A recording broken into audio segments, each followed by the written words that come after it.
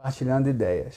E hoje, né, conforme eu divulguei no vídeo que eu postei, eu vou estar falando sobre um tema assim, que eu acho curioso e interessante, que são os 4 compromissos toltecas. Eu já conhecia esse tema, mas essa semana, não, foi sábado, isso voltou para mim de alguma forma, acho que eu estava lendo alguma coisa, e é isso mesmo, e a pessoa falava dos 4 compromissos toltecas. Aí eu falei, vou falar sobre isso na segunda-feira, né? Assim, eu acho que são compromissos para uma vida melhor, para uma vida feliz. E eu acho que, claro que é uma visão, né? Se a gente for fazer uma relação aqui de coisas que a gente precisa fazer para uma vida feliz, vamos ter muito mais do que 4 itens. Mas é uma reflexão interessante, que eu acho que a gente pode estar se auto-percebendo e vendo o quanto a gente está vivendo dessas questões, né? Os toltecas foram um povo, né? Foram vários povos, de alguma forma, que formavam um grupo mesoamericano, ali na época pré-colombiana, mais ou menos século X, século XII, por aí, que viveu ali no México, né?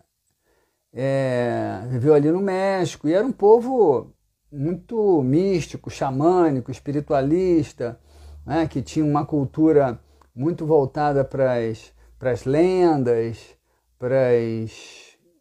enfim, para as histórias, para os ensinamentos espiritualistas. Então, assim, tem muita gente que gosta de estudar, tem muita coisa interessante a respeito dos povos toltecas, assim, trazem assuntos interessantes para a gente pensar, né? Provavelmente fazem parte né, daqueles povos ali, dos maias, dos astecas, que viveram ali, dos incas, toda aquela comunidade ali que vivia do norte da América do Sul, América Central. Provavelmente a gente acredita muito que tenham recebido aí influências, né, dos nossos irmãozinhos extraterrestres, né, que estiveram por aí, trouxeram muitas contribuições ali que de alguma forma foram absorvidas por eles, talvez de uma forma mais mística, né, e mítica, talvez sim, né, mas que tem assim os seus fundos de verdade. Então a gente vai hoje fazer uma reflexão aí sobre esses 4 compromissos toltecas. Então, qual é o primeiro compromisso? O primeiro compromisso é honrar a verdade.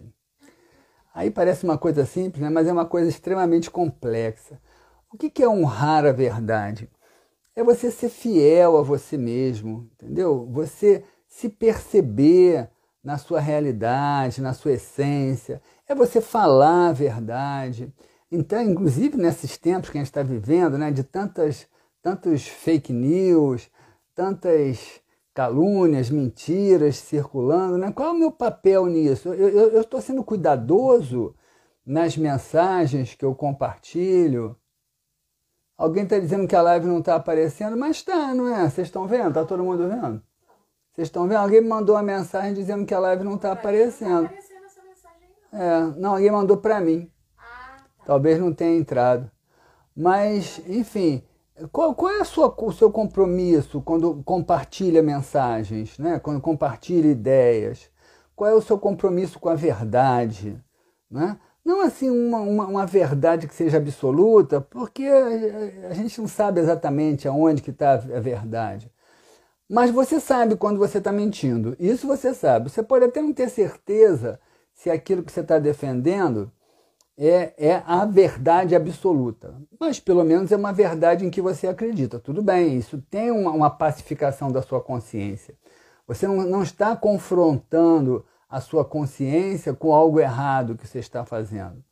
Então, honrar a verdade é ser fiel a você mesmo, aquilo que você acredita, é ter a coragem de se perceber, de perceber seus próprios erros. O Jung vai falar da nossa sombra, né? Que são aqueles aspectos que a gente nega na nossa individualidade, que a gente prefere não olhar, que muitas vezes a gente acha que não são adequados ao contexto social que a gente está vivendo, e a gente prefere ignorar que eles existam, né? Você está fraudando a sua própria verdade, você está sendo incoerente com você. E vejam, tem uma coisa muito interessante nisso, que quando você... Parece apenas um jogo de palavras, mas não é, tá, gente? Isso tem consequências sérias. Porque quando você engana a si mesmo, você está se desmerecendo.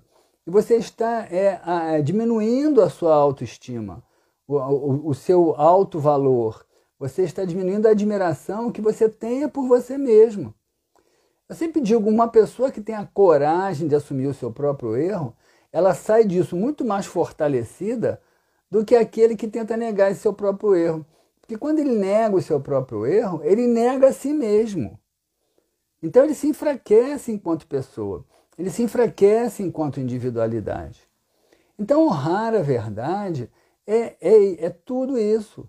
É você olhar a si mesmo, é você ser fiel à pessoa que está com você. Você assumiu um compromisso com alguém? Você está honrando a verdade de ter assumido esse compromisso com alguém? Ou você está por aí enganando as pessoas, né? Ludibriando as pessoas, fingindo que vai fazer e não faz, né? Quando você está vivendo dessa forma, você está dando um recado para você mesmo de autodesvalorização. Porque você pode enganar todo mundo, mas você não vai enganar a si mesmo.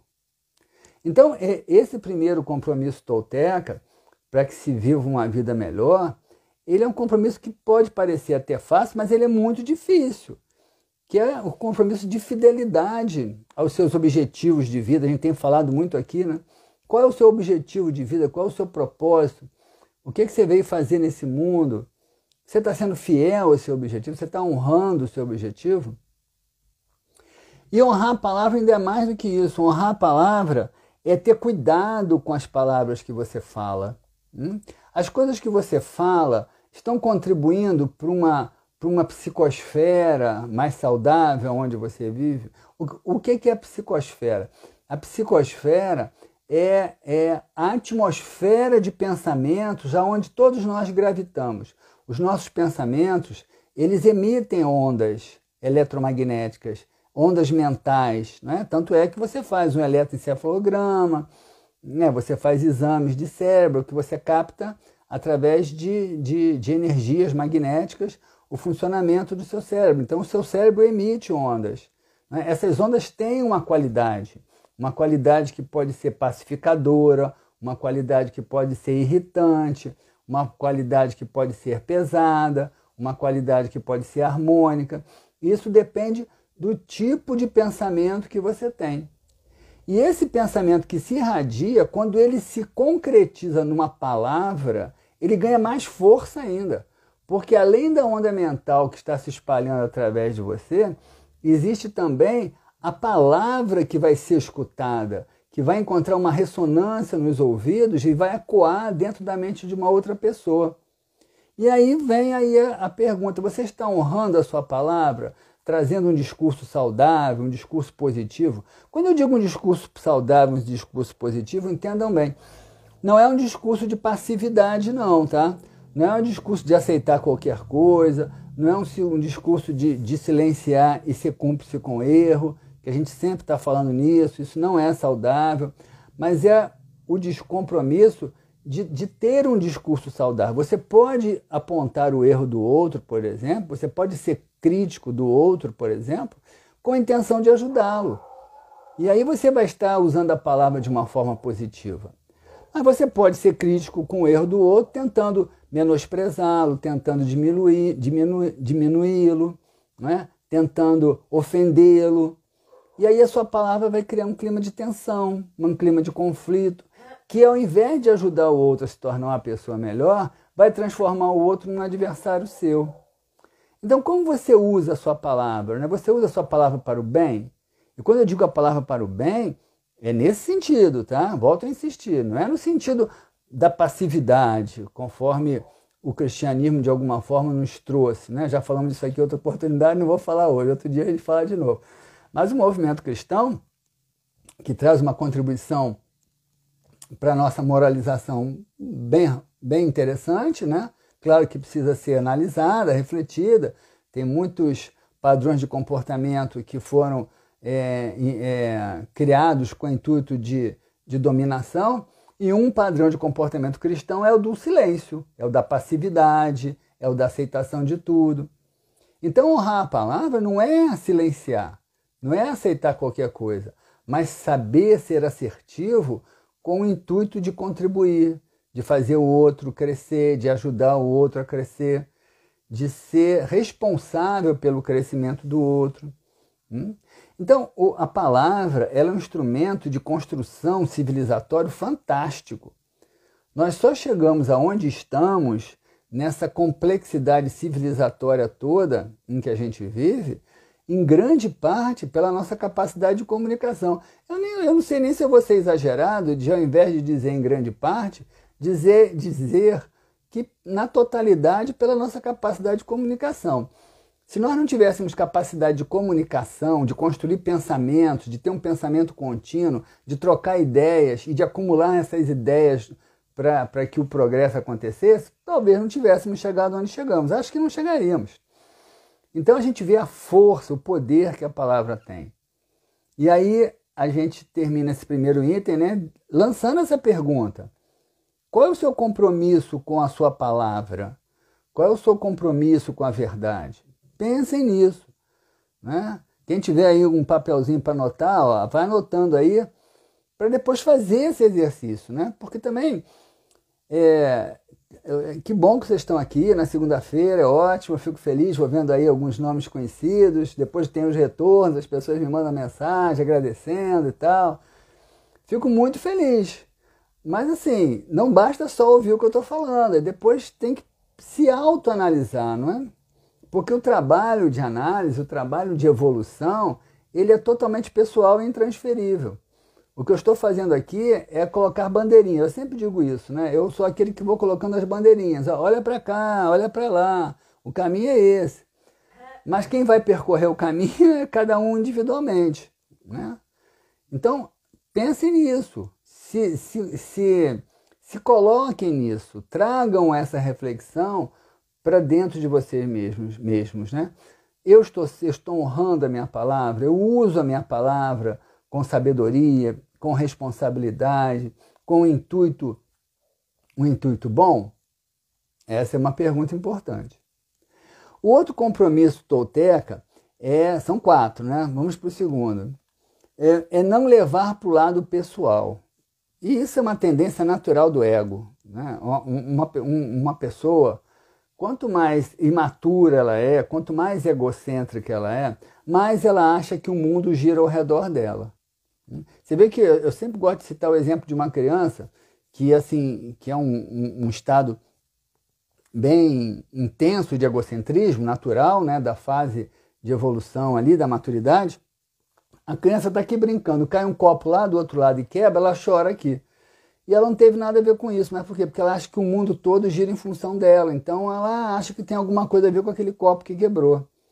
Então muitos de nós somos muito egocêntricos assim ainda, e tomamos tudo em função de nós. A pessoa diz alguma coisa, a gente fica achando que disse porque estava insinuando alguma coisa. A pessoa não aparece na nossa casa para nos fazer uma visita ou não liga para a gente. Ah, viu? Ninguém me ama, ninguém me quer, a pessoa não gosta de mim. Às vezes a pessoa está ocupada, fazendo um monte de coisas. Por que você também não está fazendo um monte de coisas e quando dá se encontra? Aliás, tem uma fábulazinha interessante, não é nenhuma fábula, né? Que andou circulando aí na internet, todo mundo já deve ter lido, que fala, né? Ao invés de caçar borboletas, cuide bem do seu jardim, porque elas vão vir até ele se o seu jardim estiver bem cuidado. Né? E como eu vejo isso, né? Pessoas que ficam se lamentando, fulano não me procura, é um ingrato. Você está querendo que o mundo gire ao seu redor, você não sabe o que está acontecendo, você não sabe qual é a motivação do outro. Olha o tempo que você está perdendo, se lamentando porque o outro não está te procurando, ao invés de você procurar as pessoas que talvez queiram estar com você. Talvez ele não queira estar com você e tudo bem. Qual o problema? Não é? É uma opção dele. Agora, qual é a sua opção? É se lamentar porque ele não está te procurando? Então a gente leva muitas coisas para o lado pessoal. A própria questão, por exemplo, kármica, né, da lei de causa e efeito. Aí acontece uma coisa qualquer na vida da pessoa, ela vai logo dizer assim, meu Deus, o que eu fiz? Estou sendo punido. Às vezes, até o que está acontecendo, ainda mais quando são coisas muito graves, pode até ter alguma ligação com o passado realmente, tá? A gente pode até falar sobre isso um dia aí, mas agora não vai dar, senão a gente se perde, sobre a lei de causa e efeito. Mas num mundo como esse, muitas coisas que acontecem com a gente são naturais desse mundo, vão acontecer comigo, como vai acontecer com qualquer um de vocês, como vai acontecer com a Renata. Dar uma topada e machucar o pé não é uma questão kármica, não é o mundo que está contra você. E às vezes tem muitas pessoas que ficam naquele estado, o mundo está contra mim, está tudo contra mim. É um pensamento totalmente egocêntrico. Aliás, tem o Igor Tel, que é um amigo nosso, psicanalista, até os pais dele acho que estão aqui na live. Ele tem um livro dele muito bacana, que são as lições do caminho, onde ele faz uma conjugação do taoísmo com a psicanálise, e lá tem várias lições. Então, ele tem um texto, eu só não vou me lembrar do texto agora aqui, né? Claro, o livro inteiro, mas tem umas coisas que são marcantes, né? E ele fala assim, o mundo não se importa com você, né? Você não faz diferença para o mundo, com certeza. O mundo está aí, você é um grãozinho. Aliás, a nossa Terra, eu gosto muito de um filósofo inglês, o Peter Russell, que ele fala assim que a nossa Terra é uma esquina no subúrbio do universo. Então, se a nossa Terra é uma esquina no subúrbio do universo, quem somos nós, um grãozinho de areia, nessa esquina no subúrbio do universo? E às vezes nós estamos... A Renata está rindo aqui, né? Não é na Zona Sul, não, é no subúrbio mesmo, Renata. Então, a gente está se achando aqui o máximo, né? Que o mundo conspirou contra mim, Deus não gosta de mim. Veja bem se Deus está fazendo preferência por um ou por outro. Será que existe esse atributo? Será que existe essa subjetividade divina que faça com que uns sejam escolhidos em detrimento do outro? Não são escolhas que a vida faz, não são escolhas que o destino faz, não são escolhas que Deus faz, não são escolhas que o universo faz. Nós é que vamos trilhando caminhos ao longo da vida e vamos fazendo as nossas próprias escolhas ao longo dessa e das vidas anteriores, e vamos construindo uma vida que vai se multiplicando ao nosso redor. Eu já falei aqui, se não me engano, de um livro, né, que eu li, mas eu não me lembro do nome, não me lembro do autor. É um livro que fala de uma pesquisa feita nos Estados Unidos por um grupo de psicólogos com pessoas que se diziam, dividiram em dois grupos, pessoas que se diziam com sorte e pessoas que se diziam com azar. E foram estudar o perfil psicológico dessas pessoas. E foram descobrir que as pessoas que se diziam com azar eram pessoas pessimistas, pessoas que não eram proativas, pessoas que tendiam à passividade, à preguiça, à ociosidade, tinham baixa autoestima. Essas diziam que tinham azar. E as pessoas que diziam que tinham sorte eram pessoas ativas, proativas, pessoas com autoestima mais elevada, pessoas otimistas, pessoas esperançosas, enfim, pessoas que trabalhavam em função da construção da sorte que elas diziam ter. Então, o mundo não vai girar contra ou a seu favor. O mundo está aí, ele está funcionando, ele está rolando aí. Né? Alguém está falando aqui, a Penha, nem sei que assunto... eu estou falando sobre os 4 compromissos toltecas. Quem chegou depois, tá? Já falei do primeiro, que é honrar a sua palavra. Estou falando do segundo, que é não levar nada para o lado pessoal. Os 4 compromissos toltecas. Tá bom? Então não leve as coisas para o lado pessoal. Você vai perder um tempo enorme. Você vai se vitimar. Ninguém é vítima do universo. Ninguém. Porque o universo não faz ninguém de vítima. Nós é que nos fazemos de vítimas. E ninguém é o superpoderoso do universo. Ninguém é. Ninguém é, porque assim, são construções que a gente vai fazendo. Hoje você está lá em cima, amanhã você está aqui embaixo. Hoje você está aqui embaixo, amanhã você está lá em cima. E o grande desafio é saber ser feliz nessa diversidade, é ter resiliência, né? Podemos até falar de resiliência um dia desse aí. Mas resiliência é justamente isso, essa capacidade de flexibilizar, né? De você lidar com a diversidade, sem tomar aquilo como uma questão pessoal, sem se deixar ferir. É claro que você vai se abater, é claro que você vai sentir dor, vai sofrer, vai ficar triste, não estou dizendo isso. O problema é quanto você vai se vitimizar em cima disso, ou quanto você é capaz de reagir sobre isso e transformar o que pode ser transformado e aceitar aquilo que não pode ser transformado. Que por não poder ser transformado já está solucionado, é claro. Se não pode ser transformado, já está solucionado. Então passa muito por uma questão de aceitação, tá? Então, honrar as suas palavras, não levar para o lado pessoal. O terceiro, não tirar conclusões definitivas, não julgar. Uma vez, eu ouvi, não sei aonde, claro, né? Aqui alguns anos já de estrada e muita coisa lida, a gente vai se esquecendo das coisas que a gente leu. Mas uma vez eu li assim, um livro falando assim, você se importa muito com isso? O que você acha que você vai estar pensando sobre isso daqui a 10 anos? Aí eu fiquei, pô, será que eu vou estar pensando a mesma coisa? Sabe lá, gente? Às vezes você tira conclusões definitivas sobre uma coisa como se aquilo fosse uma verdade absoluta, sem saber muitas vezes o que está por trás daquilo tudo ali. Você julga uma outra pessoa, você julga uma circunstância. Eu não estou dizendo também que você tenha que ser passivo, né? Para que a gente possa se posicionar nesse mundo, a gente tem, claro, que fazer avaliações, né? Mas cuidado, eu sempre digo assim, eu sempre dou uma margem de pelo menos 10% de eu estar errado.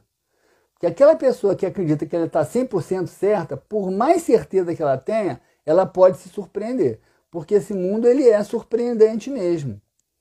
Então cuidado para não tirar conclusões definitivas. Tente ouvir.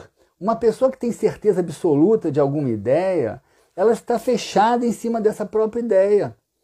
E ela não tem capacidade de ouvir o outro. A gente está vivendo isso, por exemplo, agora nesse conflito, nessa disputa política que a gente vive aqui no Brasil. Um determinado grupo de pessoas está tão fechado nas suas próprias ideias que não consegue ouvir o que o outro está dizendo.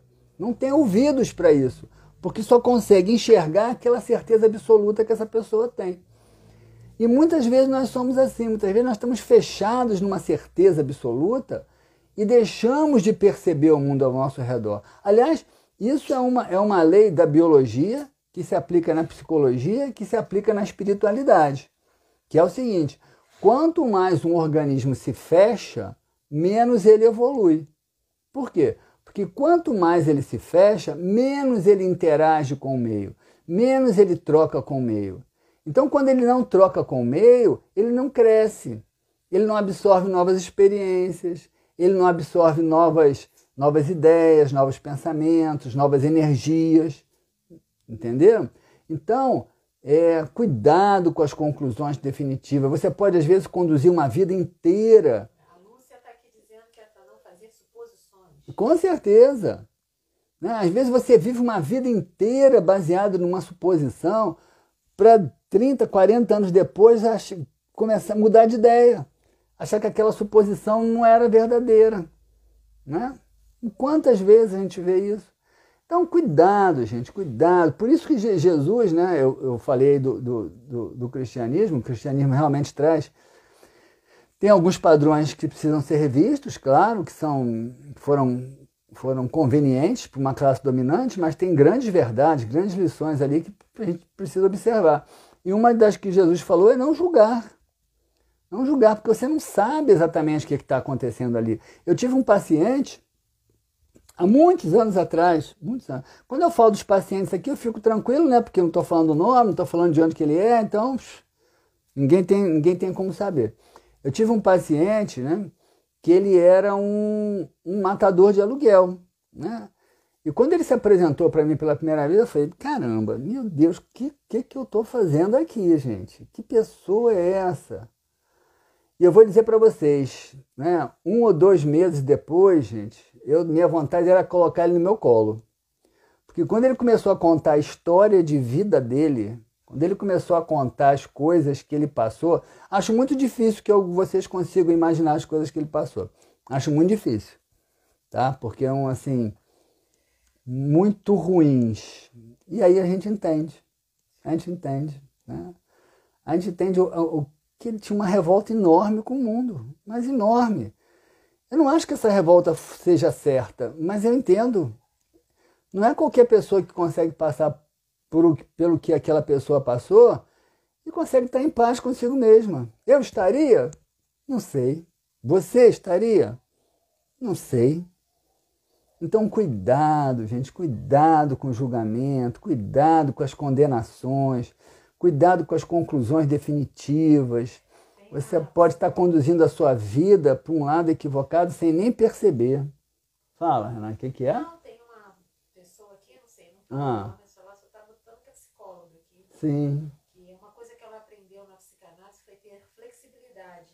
Sim. Tudo isso aí. Alguém está dizendo aí que o que aprendeu na psicanálise é ter flexibilidade. Com certeza. É psicóloga psicanalista, né? Mas acho que eu não sei quem é. Mas não está com o nome, então eu não vou falar. Com certeza. Assim, dentro dos objetivos da psicanálise, 2 são fundamentais, tá? Claro que tem uma gama de objetivos, mas 2 são fundamentais. Tornar o ego mais forte e mais flexível.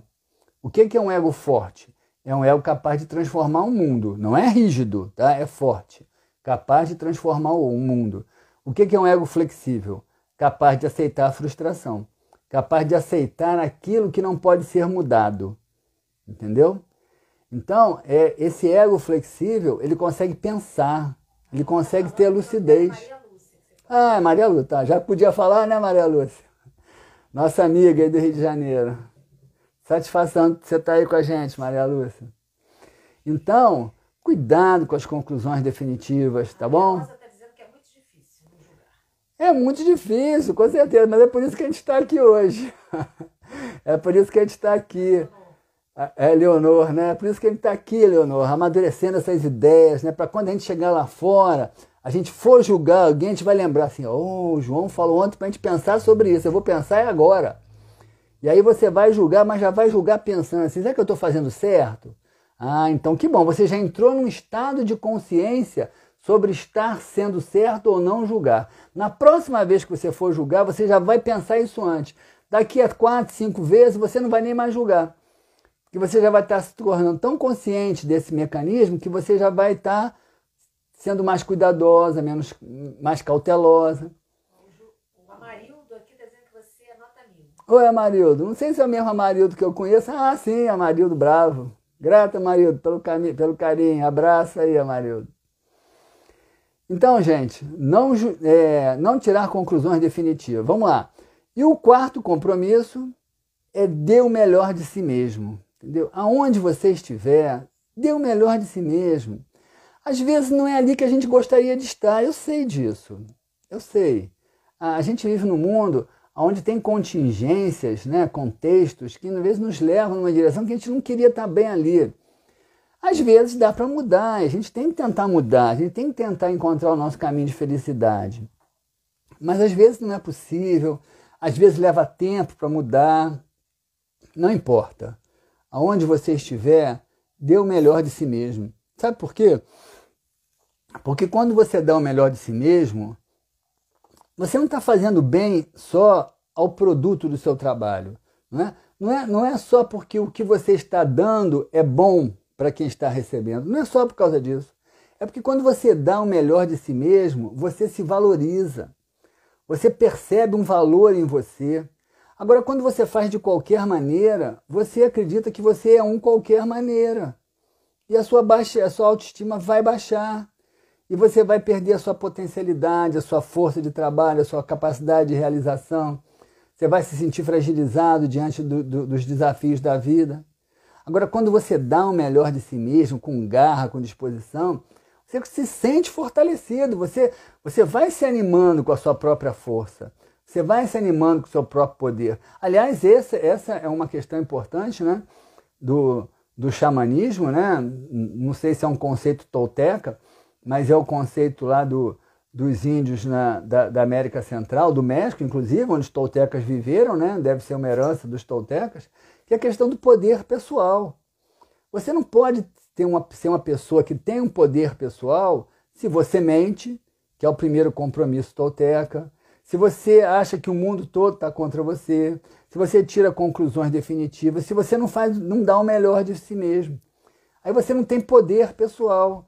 E aí você vai dizendo, meu caminho está desandando, está tudo errado. Está tudo errado porque também você não está conspirando a favor. Então cuidado, a vida é feita de pequenos detalhes, gente, que vão se somando. Eles vão se somando e vão formando um todo. Então, cuidado com esses pequenos detalhes, com a palavra que você fala todo dia.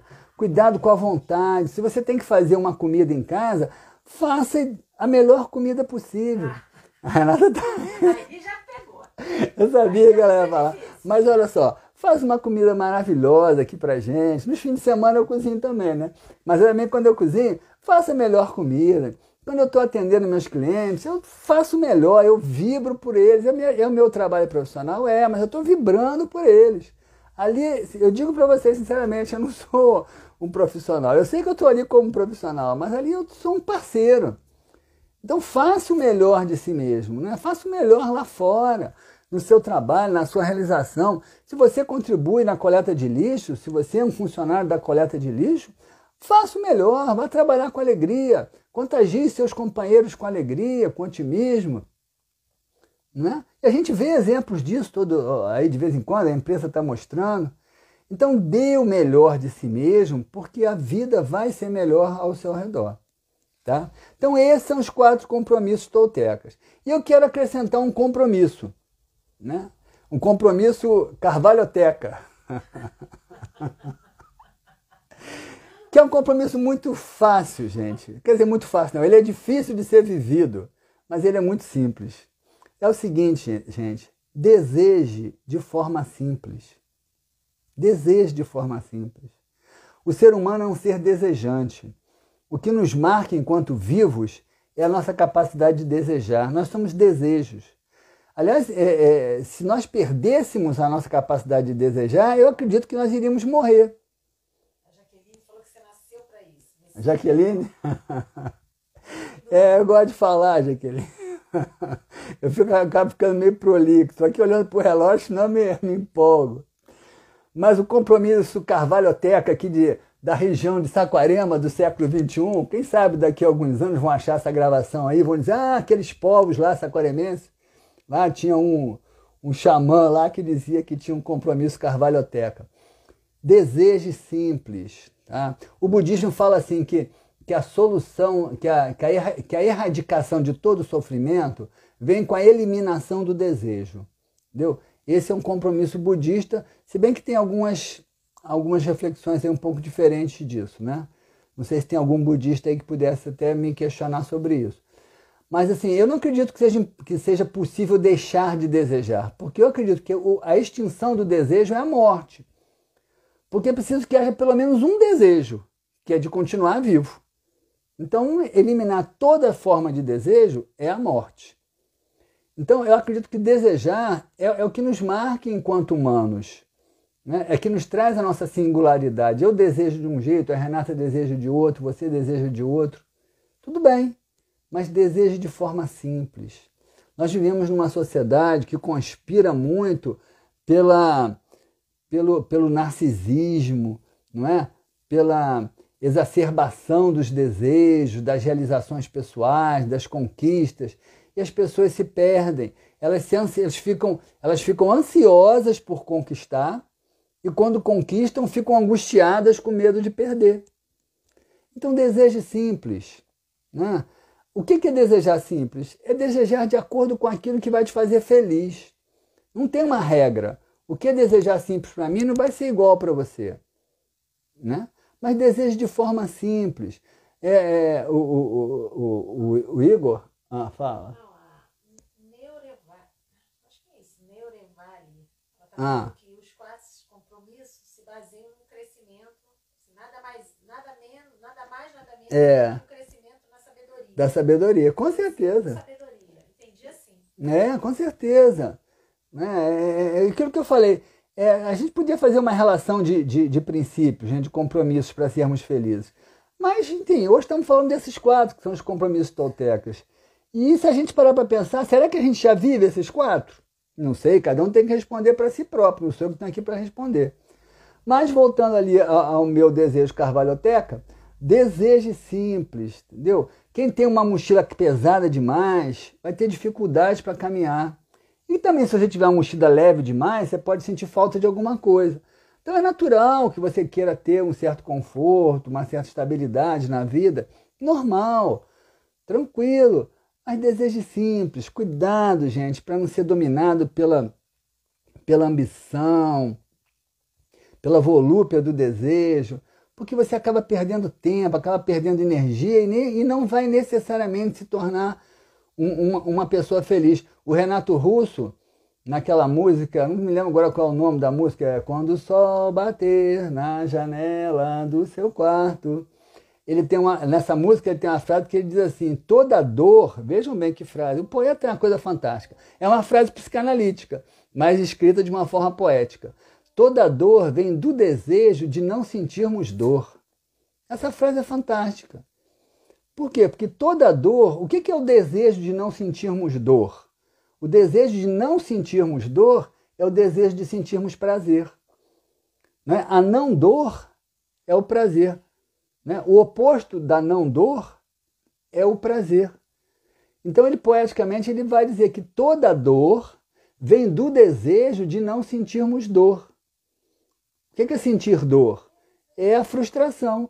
Então, a gente muitas vezes quer saciar todos os nossos desejos de prazer para não vivermos nenhum tipo de frustração. E quem nasce nesse mundo vai viver níveis de frustração.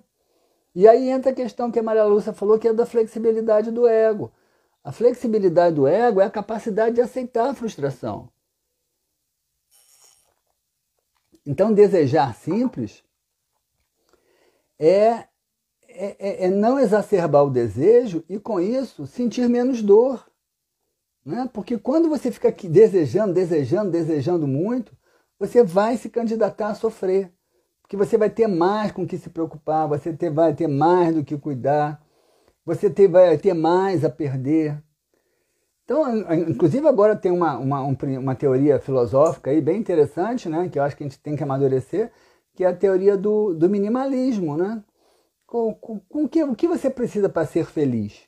Eu me lembro que no início do ano passado, eu vi um Globo Repórter falando das cidades mais felizes do mundo, e aí apareceu uma cidadezinha lá em Portugal, uma das cidades mais felizes do mundo. Né? E aí quando eu vi a cidadezinha, gente, as casinhas da cidade, claro que não são iguais, tá? Mas assim, parecida com as casinhas de comunidade que a gente tem aqui no Brasil. Claro que não era aquelas coisas empilhadas, assim, mas casinhas simples, casinhas até sem varanda, né? Casinhas assim, muito simples. As pessoas estavam dentro de casa? Não, as pessoas estavam sentadinhas nas calçadas, porque talvez nem tivesse televisão, nem sei. E é um dos lugares onde as pessoas são mais felizes no mundo. Entendeu? Então, deseje simples. O que eu preciso para ser realmente feliz? Perguntem e respondam, porque eu não tenho essa resposta. Eu tenho para mim o que eu preciso para ser feliz. Mas o que você precisa para ser feliz? Responda isso. Porque se você quer ter feliz, você precisa saber o que você precisa para saber o que você tem que correr atrás. Mas cuidado para não se enganar, tá bom? Cuidado para não se enganar. Porque o mundo vai dizer para você que ser feliz depende de você ter um carro mais bacana, uma casa mais bacana, uma conta uma conta no banco mais recheada, uma roupa da moda. Será? O telefone de última geração. É isso que vai te fazer feliz? Não sei. Responda você. Mas aprenda a desejar simples. Porque essa é a melhor forma da gente ser feliz. Tá bom? Tem mais alguma coisa aqui? Não, né? Não, só elevar, você subir os degraus. Sem pressa, isso mesmo, né? Uma contribuição importante, sabe? Porque hoje mesmo, né, estava atendendo uma paciente e a gente percebe que quando algumas pessoas começam a tomar essa consciência, né, eu agradeço aí a sua contribuição sobre esse subir os degraus sem pressa. A gente percebe que algumas pessoas, quando começam a tomar essa consciência, elas também correm o risco, às vezes, de ficar angustiadas porque não conseguem superar isso tão rapidamente. E é isso mesmo, não tem que ter pressa, gente. Tem que curtir, tem que se divertir. Tem que se divertir aprendendo, se divertir até quando erra. Né? Eu sempre digo para as pessoas, né, que eu faço isso para mim. Quando eu faço alguma coisa errada, eu olho para mim ou me deixo cair em algum vício de comportamento, né? Eu olho para mim e falo, você aí, João, fazendo a mesma coisa de novo, faça-me o favor. E eu brinco comigo mesmo, entendeu? Me dou a minha lição de moral ali, mas sem culpa, sem punição. Porque a culpa e a punição só nos enfraquecem. Então, sem pressa, né? Se divirta crescendo, se divirta aprendendo, se divirta evoluindo. Eu acredito, do meu ponto de vista, né, e isso é uma referência que eu tenho usado sempre aqui, que nós somos individualidades imortais. Então nós vamos ter aí muitas vidas, muitas histórias pela frente para aprender. Não é deixar para depois, mas é caminhar sem pressa. Tá bom? A Brits aqui está falando que foi mais um dia de reflexão e aprendizado com as suas lives. Agradeço aí, tá? Brits, né? Agradeço aí, Brits, tá? Toda segunda-feira a gente está aí, 21 horas. Compartilhem aí com os amigos. Nossa intenção aqui é ajudar, é tentar estimular aí algumas reflexões que possam ajudar as pessoas, né? A gente a crescer um pouco mais e a caminhar com mais maturidade. Tá bom? Acho que a gente pode parar por aí. Meu abraço a todos, minha gratidão a todos por estarem aí me ouvindo, compartilhando. Sem vocês, eu não teria motivação de estar aqui. Então é a presença de vocês que me faz assim empolgado, né? A gente vai vendo as pessoas falando, compartilhando, chegando, né? Então isso vai motivando e aí a gente vai trocando e vai crescendo com tudo isso aí, tá bom? Meu abraço carinhoso aí a todos, saudações, até a próxima segunda-feira. Tchau para vocês.